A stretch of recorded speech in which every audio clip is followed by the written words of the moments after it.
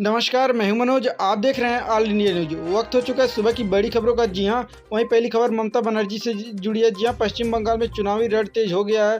पुरुलिया में मंगलवार को चुनावी जनसभा को संबोधित करते हुए उत्तर प्रदेश के मुख्यमंत्री आदित्यनाथ ने ममता सरकार पर तीखा हमला बोला। योगी ने कहा कि चुनाव नतीजा आने में केवल 45 दिन बचे हैं।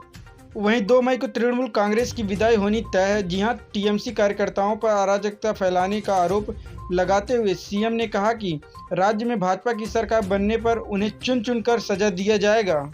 वहीं अगली खबर भारतीय रेलवे से जुड़ी है। जी हां, रेल मंत्री पीयूष गोयल ने मंगलवार को स्पष्ट किया कि रेलवे भारत की संपत्ति है और उसका कभी निजीकरण नहीं होगा। उन्होंने साथ ही कहा कि यात्रियों को अच्छी सुविधाएं मिली, रेलवे के जरिए अर्थव्यवस्था को मजबूती मिलेगी। ऐसे कार्यों के लिए निजी क्षेत्र का निवेश देश हित में होगा, पीयूष गोयल का कहना है। वहीं लोकसभा में वर्ष 2021-2022 के लिए रेल मंत्रालय के नियंत्रणाधीन अनुदानों की मांग पर चर्चा का जवाब देते हुए पीयूष गोयल ने कहा कि दुर्भाग्यपूर्ण स्थिति है कि कई सांसद निजीकरण और कंप्यूटराइजेशन का आरोप लगाते हैं। भारतीय रेल का कभी निजीकरण नहीं होगा, यह विश्वास दिलाता हूं जनता को।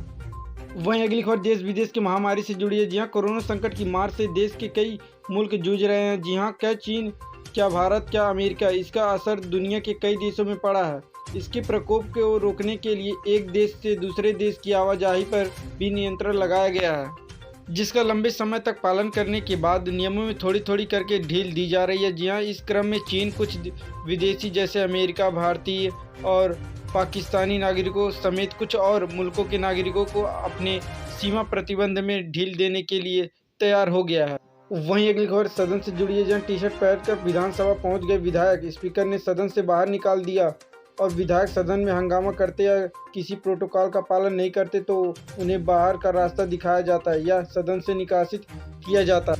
लेकिन कांग्रेस के एक विधायक को टी शर्ट पहनकर सदन में आने के लिए गुजरात विधानसभा से बाहर कर दिया गया। जहां विधानसभा अध्यक्ष राजेंद्र देवी के आदेश पर विमल चुड़ासम को सदन से बाहर कर दिया गया। जी हां, उन्होंने जोर देकर कहा कि विधायक सदन में टी शर्ट पहनने से बचते हैं और सदन की गरिमा बनाए रखते हैं। वहीं अगली खबर यूपी के अपराधियों से जुड़ी है। जहां यूपी का 25 साल का वार डॉन जिसने ली थी यूपी मुख्यमंत्री की सुपारी, खौफ इतना कि नाम से लोग कांपते थे। लेकिन पूर्वांचल के माफियों की बात करें तो उस लिस्ट में जिस बदमाश का टॉप पर आज भी नाम लिया जाता है वो है श्री प्रकाश शुक्ला, जिसने तत्कालीन मुख्यमंत्री कल्याण सिंह की हत्या की सुपारी ली थी। जी हां, जिस खबर के हड़कंप मचा दिया था और फिर श्री प्रकाश के खात्मे के लिए यूपी में एसटीएफ का गठन किया गया था, जिसने उसके बाद ठिकाने लगा दिया था। वहीं अगली खबर कोरोना महामारी से जुड़ी है। जी हां, नई दिल्ली कोरोना संक्रमण पर रोक लगाने के लिए महाराष्ट्र सरकार की ओर से लॉकडाउन के उपाय एवं नाइट कर्फ्यू लागू किए जाने पर केंद्र सरकार ने मंगलवार को उधर सरकार को पत्र लिखा। जी हां, केंद्र सरकार ने कहा कि कोरोना संक्रमण को फैलने से रोकने में उपाय कम ज़्यादा प्रभावी संभव हुए नहीं हैं।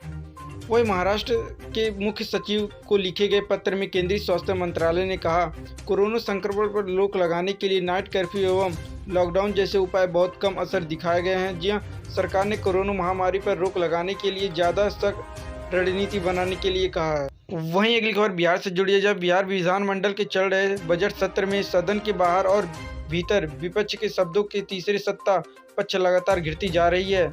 वहीं सत्ता पक्ष भले ही विधानसभा में विपक्ष के नेता तेजस्वी यादव में अनुभव की कमी कहकर अपनी भड़ास निकाल रहे हैं, लेकिन विपक्ष किसी भी मुद्दे पर सत्ता पक्ष को घेरने से नहीं चूक रहा है।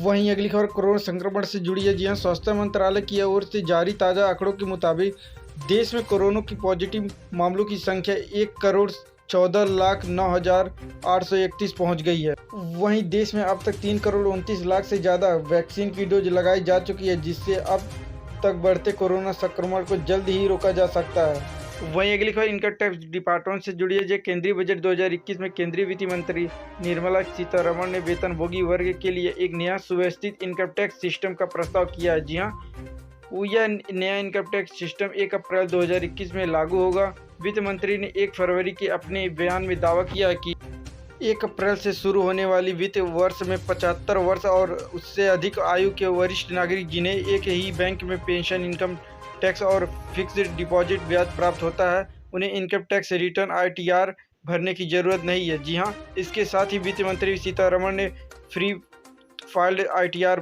फॉर्म्स टीडीएस कटौती के बारे में बयान जारी किया है। वहीं अगली खबर कानपुर से जुड़ी है, जहां उत्तर प्रदेश के कानपुर में एक 27 साल का व्यक्ति अपनी पत्नी के साथ अनियमित हो रहे झगड़े से इतना परेशान हो गया कि उसने कथित तौर पर अपनी जीभ काट ली। उसकी पत्नी की उम्र 24 साल है।